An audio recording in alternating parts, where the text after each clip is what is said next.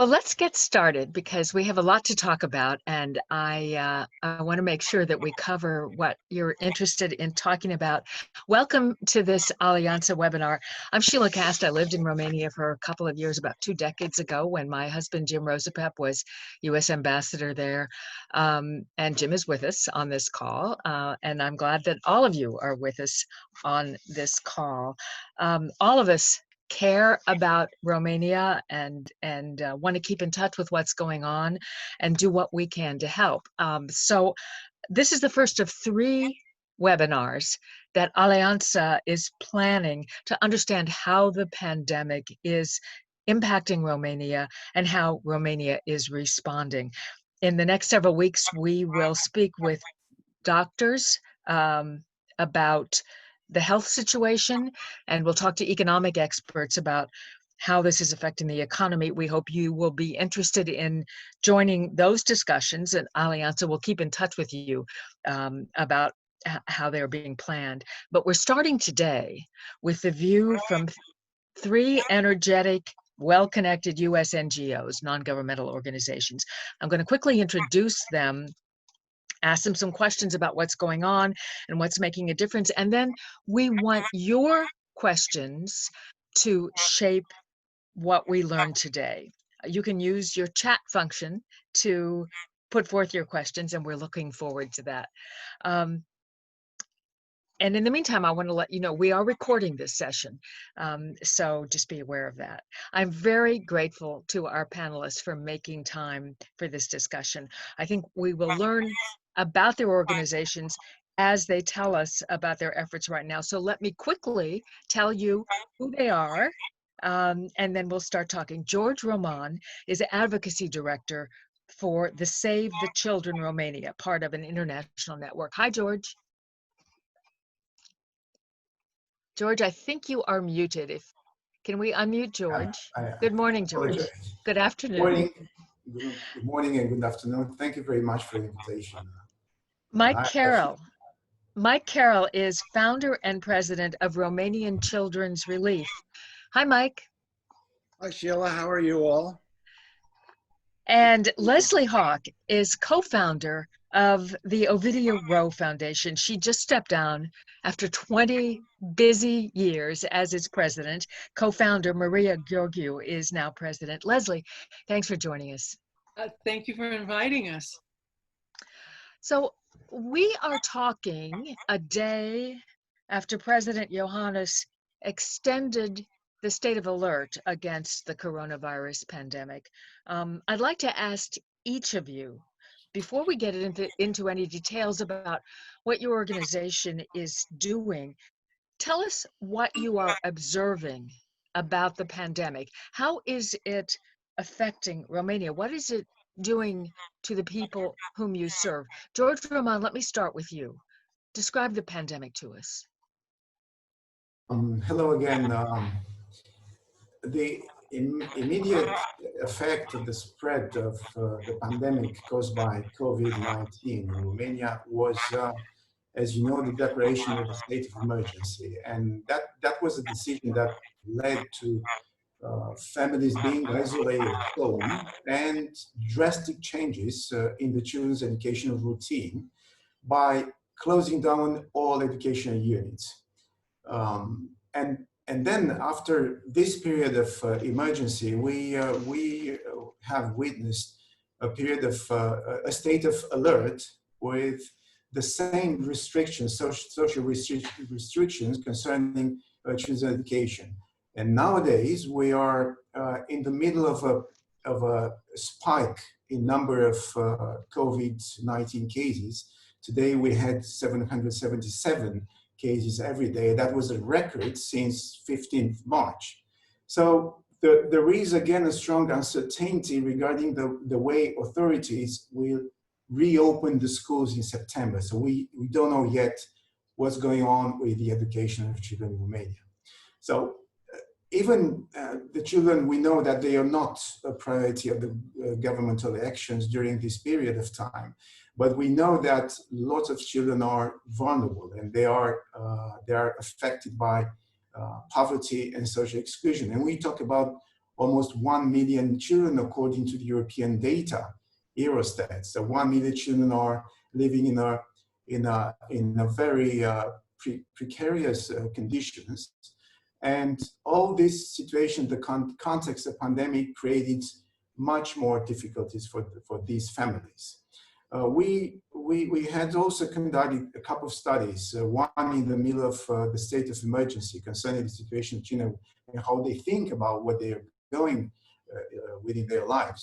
We have another one very recently finalized on what they think the authorities should do in order to save their education.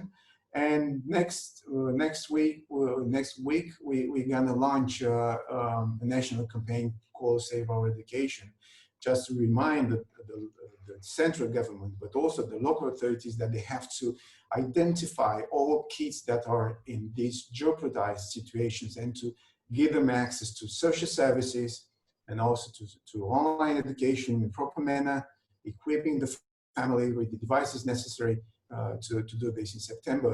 But of course, identify the abuses, because we know that from March to July, we don't have any situation concerning the abuses committed against children within families in rural areas, especially where we know that 1/3 of the localities are lacking social workers. We don't have professional social workers in 1/3 of the communes and villages in Romania, which is a very difficult situation. George, I want to ask you more in a bit about what you are hearing directly from the children you're talking to. But Mike Carroll, let me ask you what you would add to this description, how the pandemic looks to Romanian children's relief. Well, I would echo most of what George has already said, and I think everything I know anecdotally, because I'm here in the United States and not in Romania. We're seeing in our staff, we have programs in both the city and in the villages, and we're seeing a disparity of obedience to the rules or the criteria laid out, so that there's more things like social distancing and masks and all of that in the cities, but not in the villages. And because of this disparity in that behavior, as we saw in America, and particularly in the South in America right now, there's a surge in cases. So cases that 2 weeks ago, I got a lot of information from my media sources in Romania. And in the last 2 weeks, it's changed dramatically. So obviously there's community spread. And so we're faced with, as is all of the foundations here, we're faced with actually having to always continually adjust to this new reality. And I think if you're in America, I think Romania mirrors America in some ways in terms of the community spread. And Leslie, tell us what feedback you're getting. Well, I'm currently in the U.S. too. I was in Romania in January and February. I actually flew back here on February 15th before there were cases in either Romania or the U.S., reported cases. At that time, I was planning to return to Romania in May, but obviously that didn't happen. Romania closed its schools on March 9th, a week earlier than we did here in Texas. And so all of a sudden in March, the children that we largely work with in rural communities, suddenly they couldn't go to school. They didn't have computers at home, didn't have online access, even if they had a computer. And their teachers were also not equipped nor trained to deal with any kind of online teaching. And their parents, for the most part, being very poor and having little education, had very little awareness, even of what the concept of homeschooling was, much less the tools to do so. So their education just stopped dramatically in March and really hasn't picked up. The government promised to make available 250,000 electronic tablets for teachers to utilize with their students, but without access to the internet and no experience in using these tools, they were not very helpful in the short term. The parents that we work with didn't lose their jobs because they didn't have jobs for the most part. They found themselves stuck in their communities with even further reduced access to food and health care. That was the biggest problem for them. And in some communities where the poor live on the margin of that particular geographical area, the local authorities didn't spread what aid they were doing all the way out to that community. And yet they required the people to stay in the community. So as usual, NGOs are filling in many cases with food and health care where the government is not going. George, tell us more about you surveyed thousands of children, is that right? Yeah, in April, we surveyed about 1,200 children. And then we continued our consultation with children in June and July for almost 5,000 children from Romania. From the first survey, we discovered that more than a third of the socioeconomic vulnerable families face difficulties in obtaining the necessary food products to feed their children, while almost a quarter of them failed to provide the children with necessary medication. But the most worrying fact was that 40% of children from the sample did not benefit from any online education, which widens the social gaps. But again, I have to mention that the sample was composed of children who were integrated within our socioeconomic, social educational programs. And these children we can extrapolate our results to the group of children who are affected by poverty and social exclusion, because most of our kids have the same problems. And we discovered that 40% of these children from disadvantaged communities had not benefited from online education because they didn't have any device, to do this. And as Leslie said earlier, that there was also lots of problems concerning the connection for the internet within rural areas. So we think that the number of those who cannot attend in the future the online education may exceed 400,000 children in total, more than 250,000 announced by Ministry of Education. The reality is that Ministry of Education tried to find out what is the problem, what is the gap in Romania, but they consulted those who were already connected to the internet. So they couldn't ask children from the communities where there is no connection or children without the proper means to answer. So in a way, their estimation is not following the reality. And so we have to take into consideration the number of those who are disadvantaged and the probability that they don't have any support for the future online education could be analyzed in this way. Leslie, you mentioned devices, and so did George just now. I mean, is there any indication that the Romanian government is getting, and I realize the connection is as important as the device, but getting devices into the hands of children who have no other way of connecting with education? Do you have a sense that that's going on? It's going, yes, but in areas where predominantly the poor live, there's a real disconnect. For one thing, the school has to request them. They have to be proactive in requesting these tools, and they don't always do that. And then the huge problem of not having electronic access, internet access. It's just huge in those areas. Yeah, when you said there's a disconnect, I thought that really has a sort of a double meaning in this Yes. in this case, or layers of meaning. Mike Carroll, in normal times, Romanian Children's Relief works a lot with children who, George, let me just ask Mike this, and then I'll come to you. Romanian Children's Relief works a lot with kids who are at risk of dropping out. I don't know what you've been able to do since the school's closed. Why don't you fill us in on that?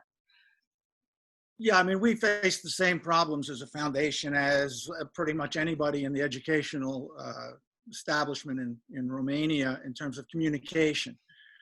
Most of our children are at risk. Most of them are, I mean, predominantly Roma.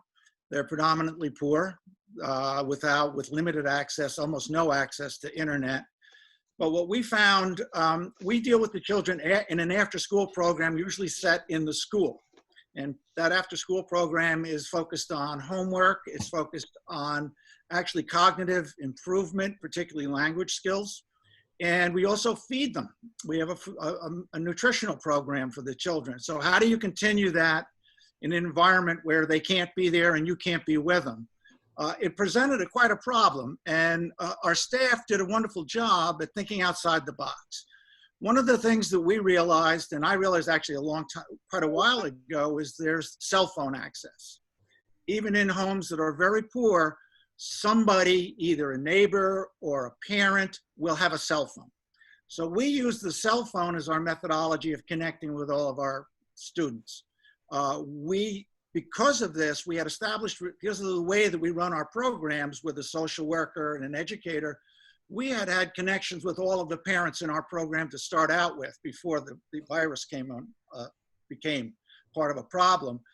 So we just continued that access through the parents, through their cell phones. So we were able to conduct the same kind of, I wouldn't say it's equal education, or equal cognitive development, but we were able to create programs that could be used on the cell phone. And one of the benefits of it, which proved to be a surprise to us, but which much appreciated, is that parents, because it was their cell phone, which was being used, became involved in the educational process more frequently and contributed more to it. And in the past, the parents, were like, they were happy to hand the child over to us and let it go. Now they're actually involved in it. So if there was an exercise that they were doing, and we delivered materials to every child in our, all of our programs, all 7 programs in all 7 locations. So everybody had the same sets of materials, and then we worked with those materials with the parents. And while we were instructing the children, the parents became participants in this instruction, which turned out to be a real benefit for us, an unexpected benefit. So sometimes in the worst situations, you end up with a much better outcome. And because of that, we were able to continue this program of having the children communicate every day, every week, with either our teacher or a psychologist or a social worker. And we had curriculum developed around this, which was very beneficial. We also delivered to every family a food package, which a number of our sponsors and donors wanted us to continue our programs. And one of the parts of our program was the nutritional part. They just said, basically, we went to all of our donors and said, we need to change what we're doing. Will you continue to support us? And they all said yes. So all of our collective donors liked the fact that we were reaching out in a different way. But the cell phone, the bane of our existence, became the lifeline for these children, just because they George, exist. Mike, thank you for that. And I want to remind everybody, we are looking for your questions in the chat room. So as our panelists are giving us these insights into how things have unfolded and the challenges they're working with, let us hear from you about what you would like the panelists to address. Leslie, I know Ovidio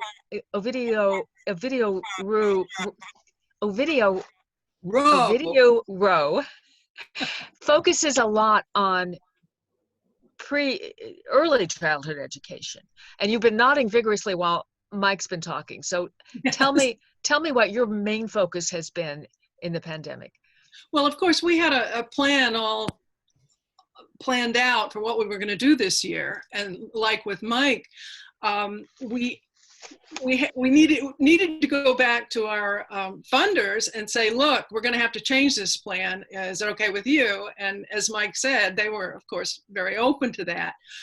So we train teachers, primarily preschool teachers, but also primary school teachers, in making early education actually educational. And we provide school supplies and children's books and teaching materials in rural areas. And we had begun training the teachers for this year.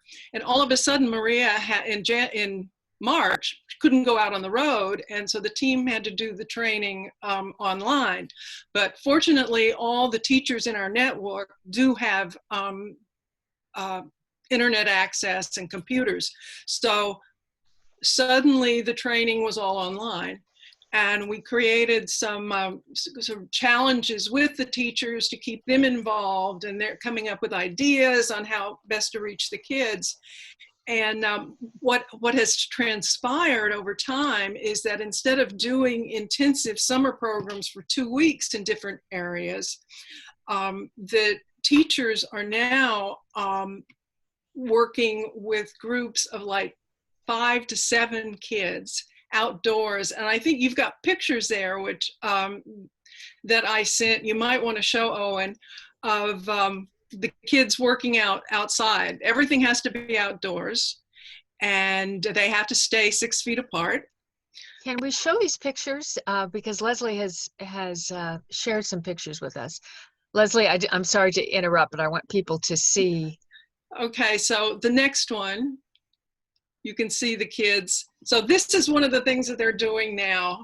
And you see a grandmother there in the corner, keeping an eye on things. And then the next picture, more recent one, where the kids all have on masks.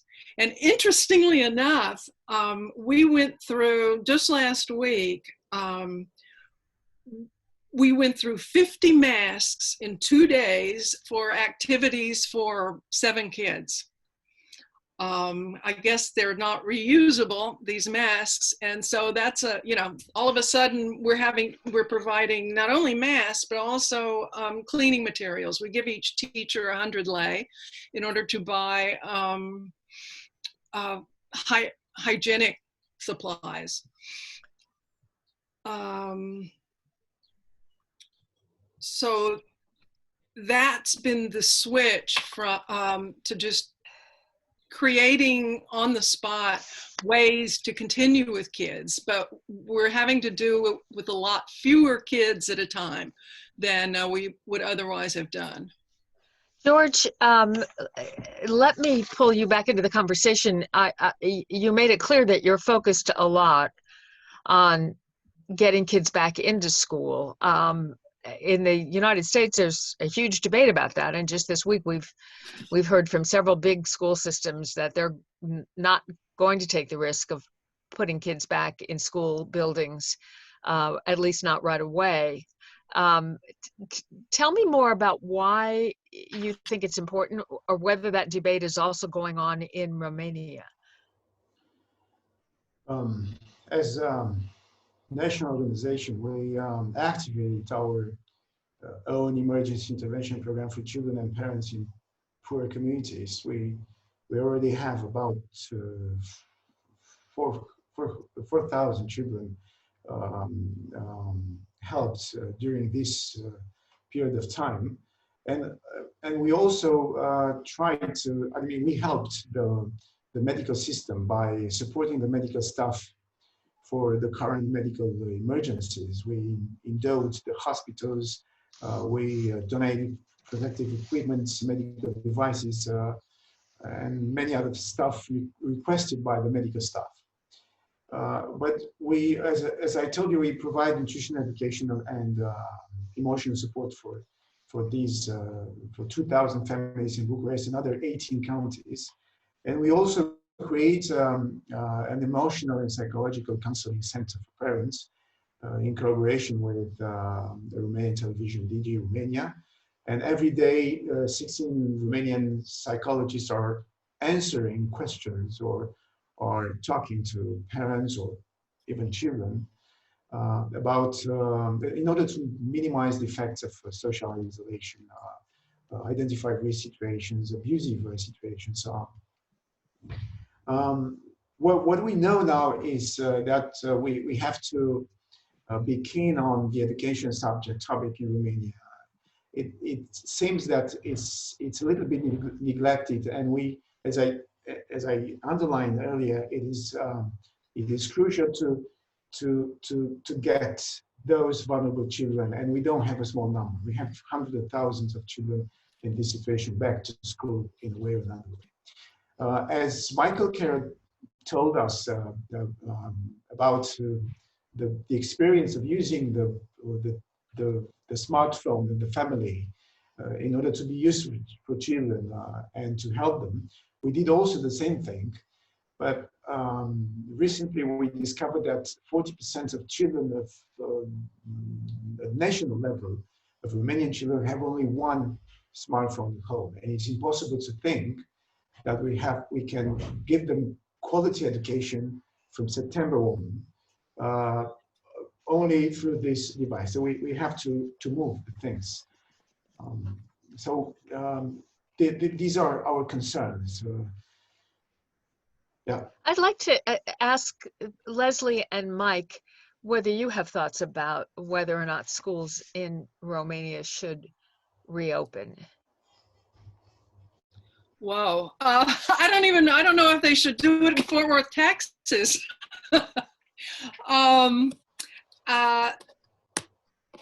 I think the key thing for us right now is to continue working with the teachers, whether or not those teachers are back in the classroom or they're working outside the classroom. So hinges on whether the teachers are motivated to stay in touch with their students and to come up with ideas of alternative ways to do things. I love the idea of the parents getting involved through the use of the phone. And I think I made a note, we should be training the teachers more in how they can work with the parents via the phone on motivating them to work educationally with their kids. So I have no idea whether the schools should or will open, but in either case, a big investment in teachers and providing materials for the kids. Most of these kids don't even have pens and pencils at home to use. So it's hard to do, arithmetic problems if you don't even have a pencil and paper. So we provide materials to our network of teachers, and then it's their job to get them where they're needed. Mike? Yeah, we're continuing with our program through the summer. We always do that anyhow. That's not something unusual. But continuing to deliver these services remotely is problematic, as George points out, certainly problematic on a national level. I don't see how you can continue it on a national level, this remote learning, because of the emotional needs of the children. We're in a different situation because we're a smaller NGO and we're really focused on our relationships between our kids and our parents of the kids. And we're smaller. We're only servicing a population of 300 to 400 children. So it's manageable, but barely manageable at that level. At a level of 20,000 or to 200,000, I don't think it is manageable. The cell phone just turned out to be a lifeline just because of its existence and the fact that we could book time with the parents to use the cell phone, or with the cousin of the parents, or with the neighbor of the parent, so that they had the ability to plug into a certain amount of time. And because we did that, I'm going to go back to what I said before, it engaged the parents more. So going forward, we're going to continue with this, at the time being, this method of delivering services to these children who are all at risk of dropping out of school. I mean, that's our identified population. What I hear from educators that I know in Romania, because all of our schools, there's principals, because we do it through the school itself. And so we know from the principals what they know. And most of the principals don't know.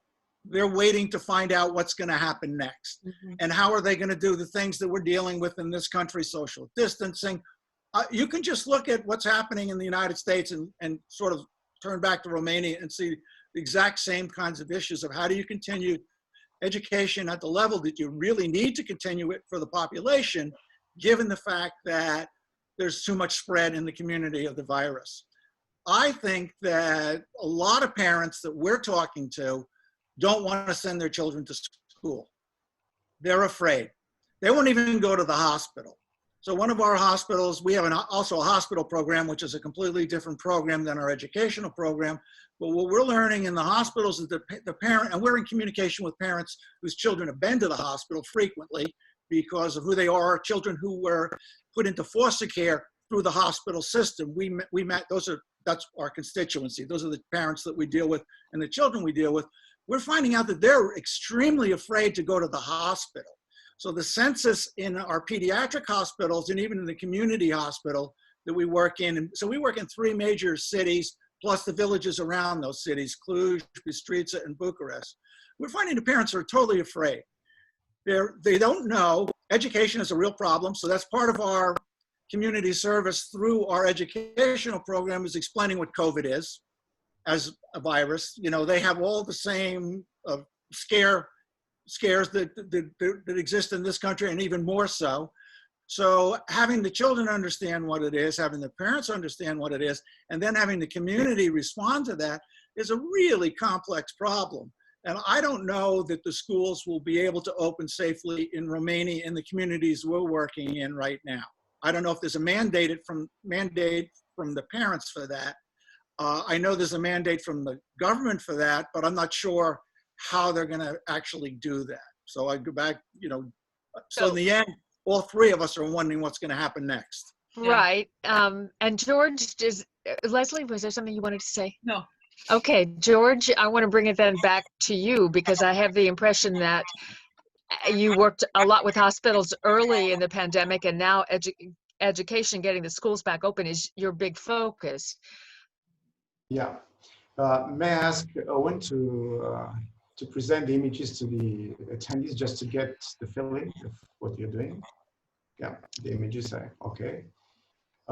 Yeah, of course, we intervene in 52 medical units and 79 medical practitioners' offices, and we help almost 6,000 health professionals to do their job in a better manner. As Michael is right, it's parents, they are afraid of letting their children go back to school. But at the same time, we had very strong voices, and some of them heard recently in a meeting between our children and authorities, and all of them, they want to come back to school because our research showed that there are some problems in the emotional state of the pupils over the past months, because the answers indicate a significant incidence of boredom and of needs to be together with their colleagues and their friends. And perhaps in rural areas is easier, but in the cities we have to take into consideration this will. And I think that we can organize in a safer way the classrooms for children. We can divide, and we had a lot of talks with the Ministry of Education in order to provide some safe environment for children by dividing classes into groups of 5 to 10 children, and for at least 1 day or 2 days per week they should come back physically in the schools. As you see, there are many ways we can do this. Perhaps we need a more stronger campaign to convince people to wear protective masks, because this is one of the biggest problems now. When everybody is ignoring this measure, saying that COVID-19 is not so dangerous, or just like saying we cannot, or refusing to acknowledge the existence of the virus. There is a strong fake news current now in Romania, convincing people that they don't have to worry anymore in the future on COVID-19. so we can combine these two ways of reopening the schools: the online education, which must be perhaps free 2/3 of the time, and the physical presence of the children in schools. This is what we're doing during the summer for children in difficult situations, and it works. And parents, when they see that we respect every time the rules, they are more confident in our work, and they accept coming with their children at school. Some of them can take part of the activities from a safe distance. So it's okay. So we have to take into account these possibilities. George, thank you, and thank you for these photos. Because of the photos, I can't see the chat room right now. I know there were some questions. One in particular I wanted to get to, if I can go back and find it, was from Alan. What influence, if any, is the Orthodox Church exerting on your efforts? Do any of our panelists want to respond to that? They're not. Yeah, I would Okay. say it's not within the purview of the church. Basically, the church isn't really a participant with any of our activities, and I think it has to do a lot with the spiritualism of the church versus the kind of giving kind of methodology of Christianity. So there's roots within the culture itself, and then there's the purview of the church and the community. And right now, you don't find very much support from the church at this moment. Thea Ionescu from Cluj-Napoca picked up on something that Mike said a few minutes ago about involving parents, and asked, is it possible for NGOs to involve now more support for teachers to provide that kind of help to children and parents equally? And this will also help these teachers who cannot work directly with children now. I'm not sure I fully understand the question. Leslie, it sounds a bit like what you've been working on. Yes, exactly. We're, in addition to having 300 teachers, 300 classes, communities this summer, working with the kids, we're also providing 200 family kits to which the teachers will give to the 5 poorest families in their community. Of course, we could do thousands of these, but we have the funds right now to provide 200 family kits, which includes hygiene materials, food, and most importantly for us, books and pencils and paper for the kids at home, and a little explanation to parents about how to use these things. That I think what she's pointing to is really, really important. The communication by the teachers and the local authorities with the people. You know, the middle class, the professional classes, they're going to educate their kids during the pandemic. It's the people who don't really understand how to do that. Those are the kids, of course, as always, who are the most at risk.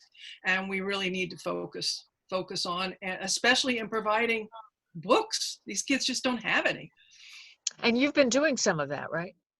Oh yeah, I mean, that's what we do. We over 100,000 children's books last year, and this year we've got a larger supply of basic children's books that a parent who's even who's illiterate can actually read with their child, because they're mostly pictures, and the teachers are trained to work with them to do this. And a lot of times the older sisters and brothers love these little books, you know, these colorful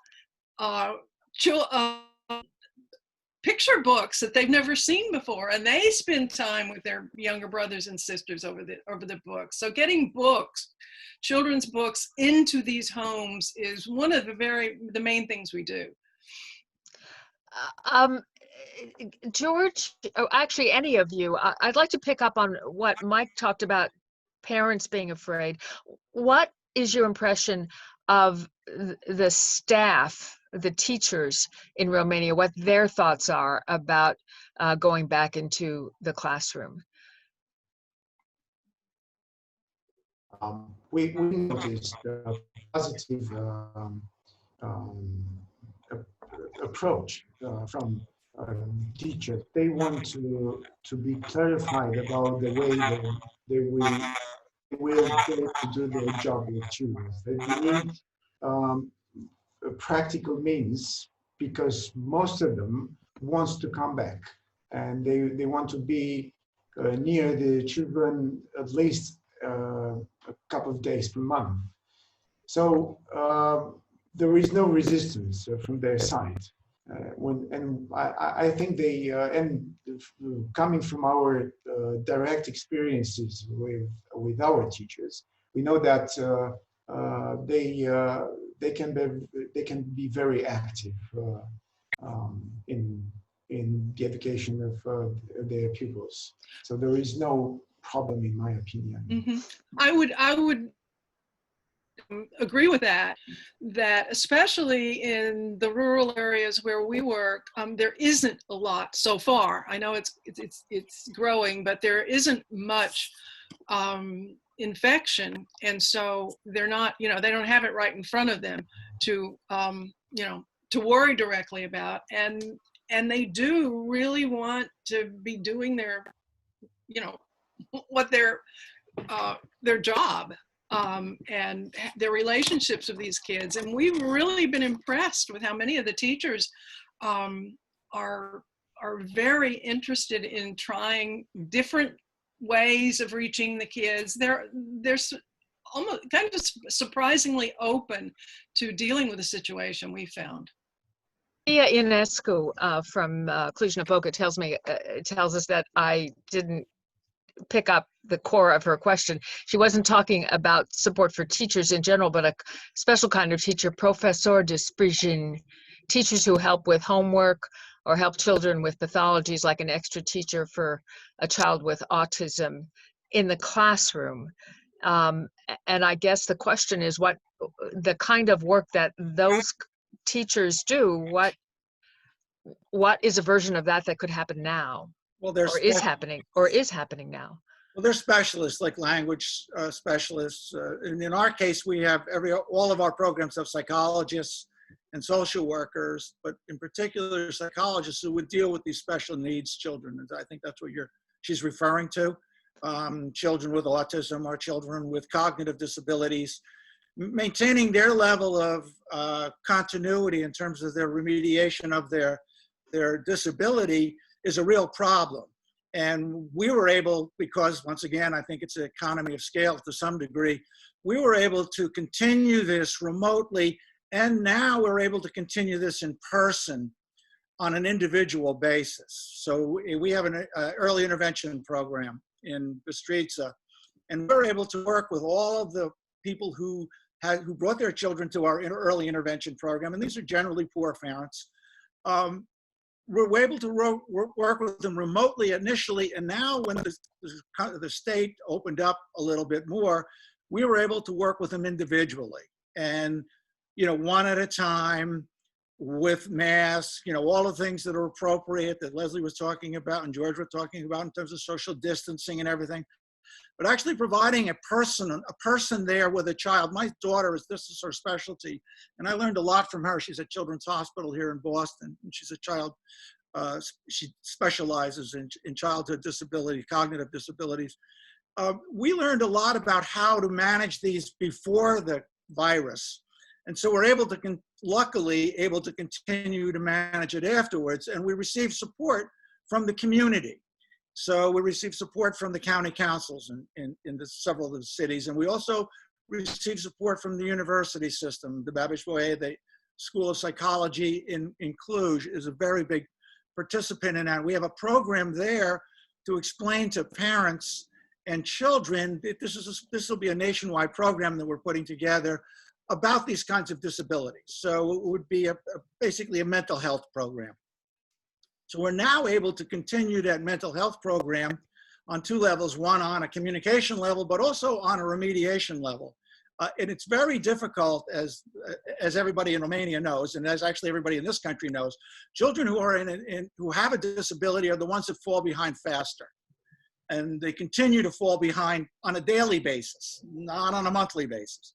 So you need to have that contact and relationship ongoing, no matter what the problems are. And that is a large focus of what we do, is continuing that connection between the parents and the caregivers and the therapists.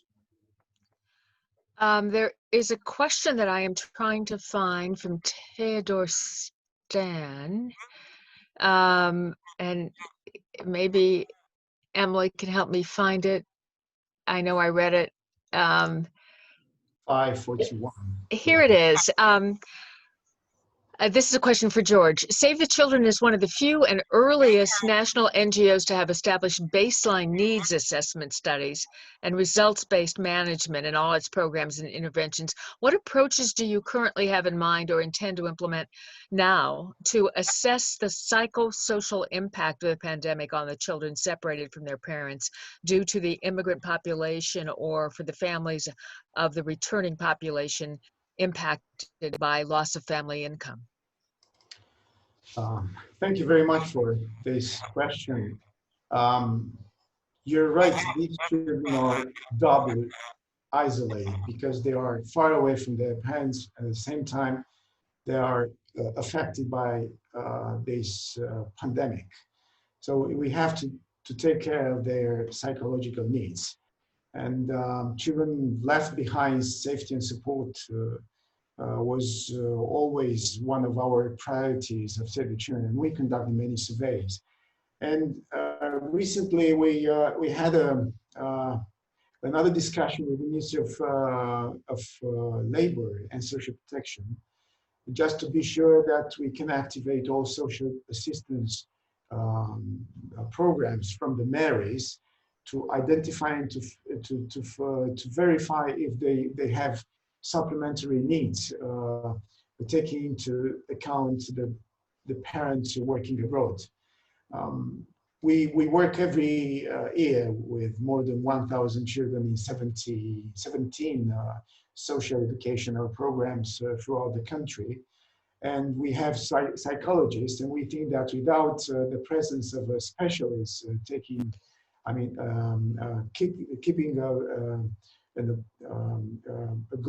giving good attention on this emotional problems of these children, it's very hard to say that they are protected.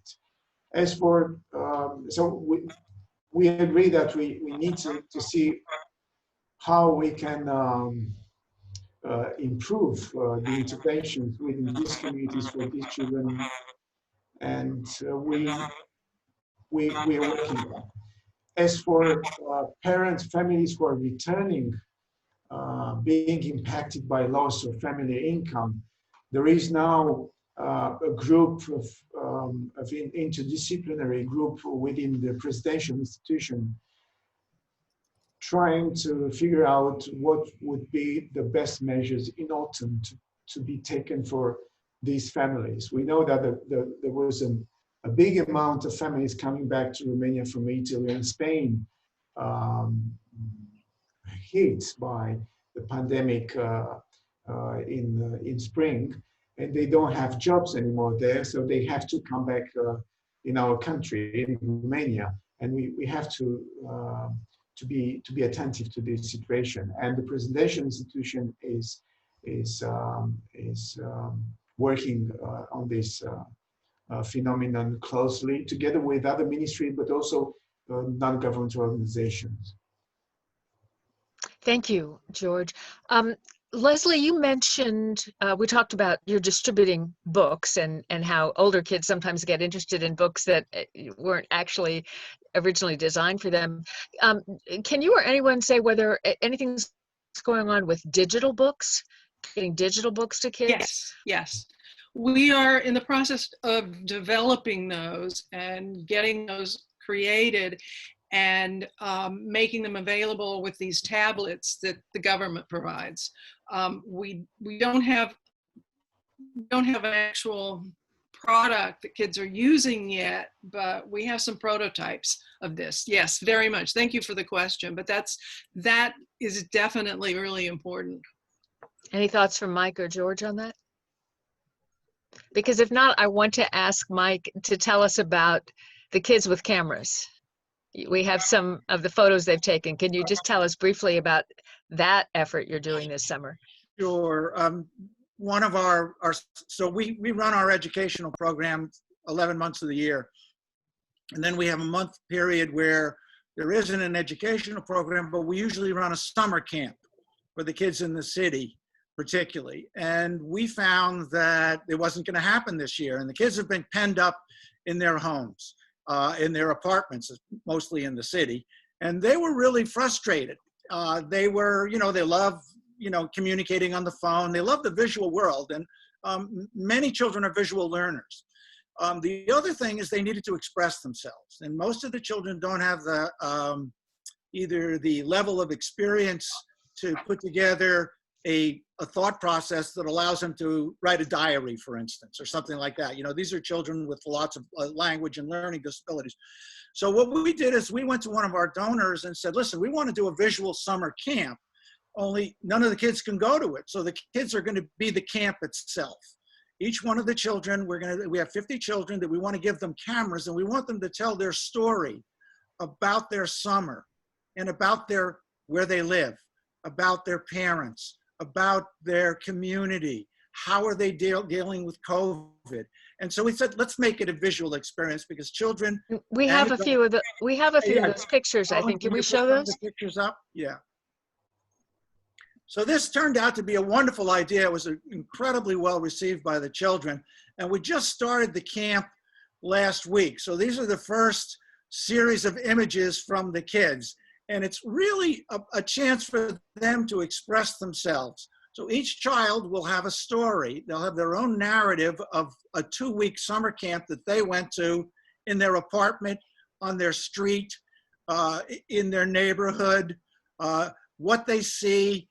Each one, there's a picture there of a plate with meat on it.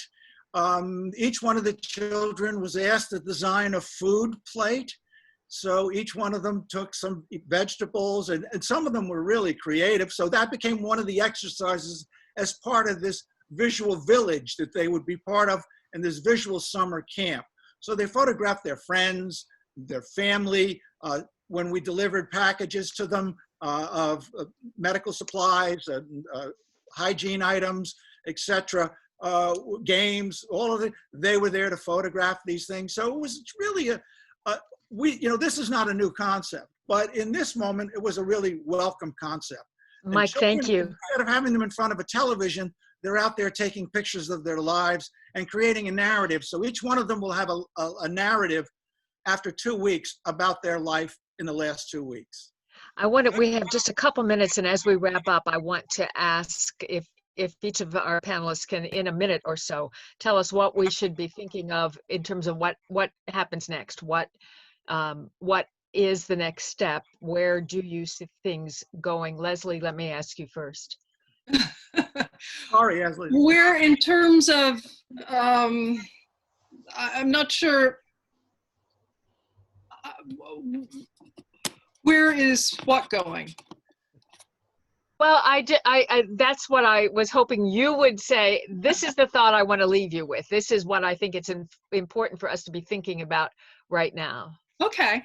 Well, first of all, I think that really, to a large extent, in the educational realm in Romania, we know what to do.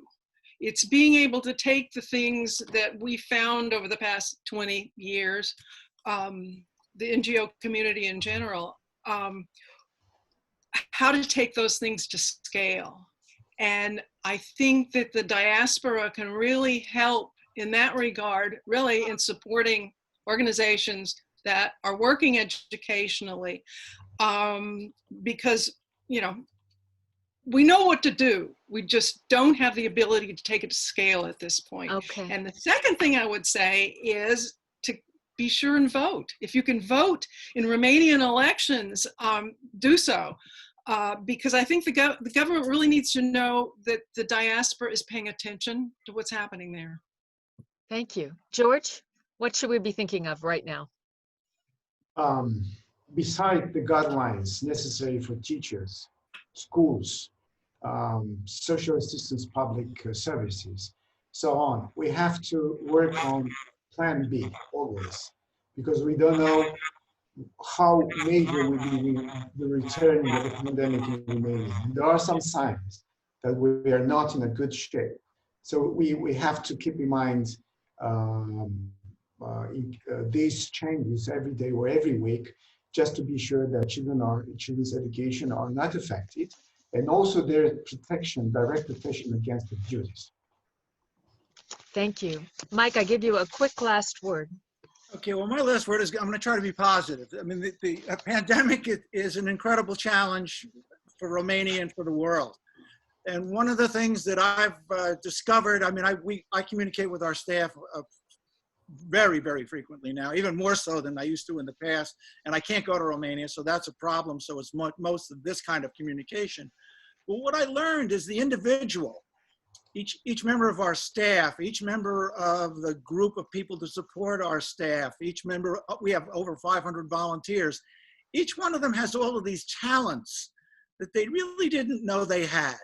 And because they have to think outside of the box, they have to reimagine the way that they deliver services. They can no longer look at a pattern or a curriculum or some list and say, this is how you do it. They actually have to create something new.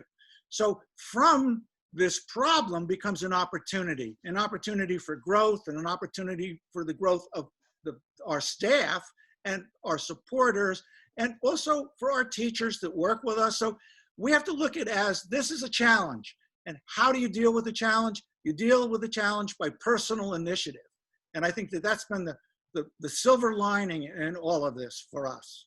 Well, thank you all. You've given us a lot to think about. I'm grateful to all of you. I think we have a slide with your web information, because I want folks who've listened and been part of this discussion to be able to be in touch with you if they want to help. There it is. And I want to give my thanks in particular to our panelists, to everyone who took part in the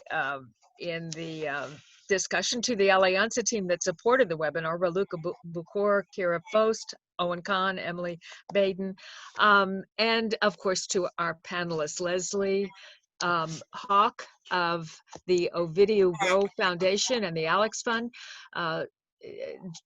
Mike Carroll of Romanian Children's Relief, and George Roman of Save the Children. Thank you very much.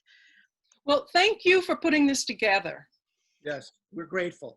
Yes. And I would remind everybody that Alianza will be doing more webinars, so keep in touch with us about that.